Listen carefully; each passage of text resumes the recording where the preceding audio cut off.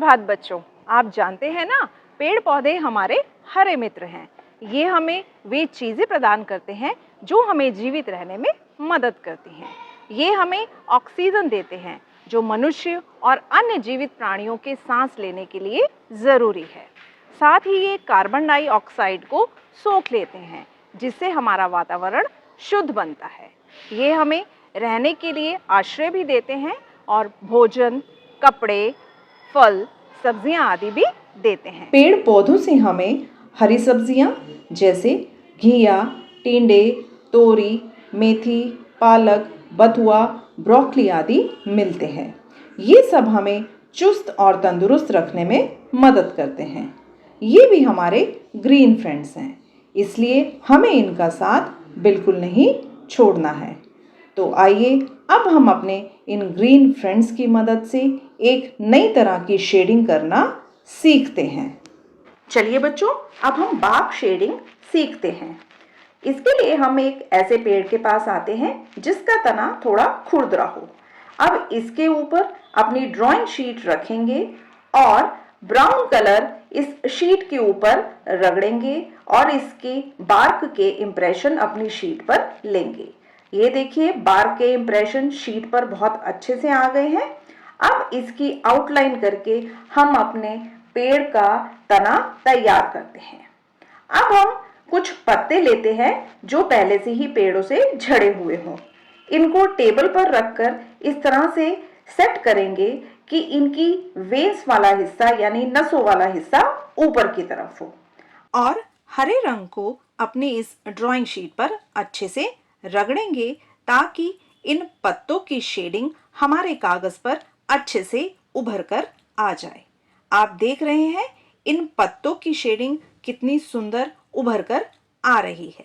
इसी तरह से हम ध्यान रखेंगे कि कागज हमारा हिले नहीं तो इन पत्तों की शेडिंग खराब हो सकती है।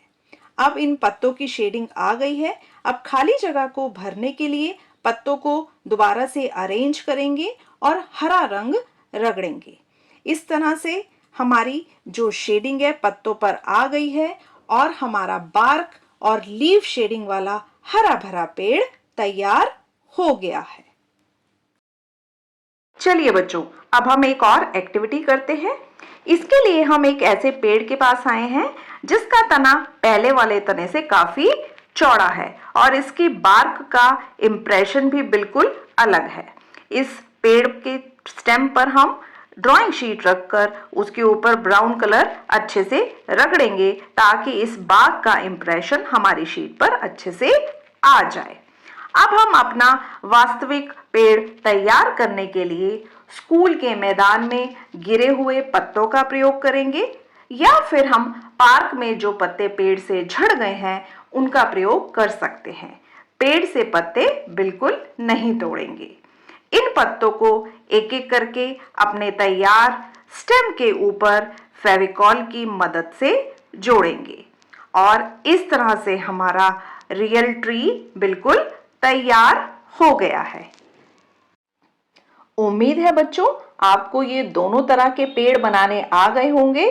आप इन्हें बनाएं और एंजॉय करें। आपने मध्य प्रदेश के विष्णु चिंचालकर का नाम तो सुना होगा।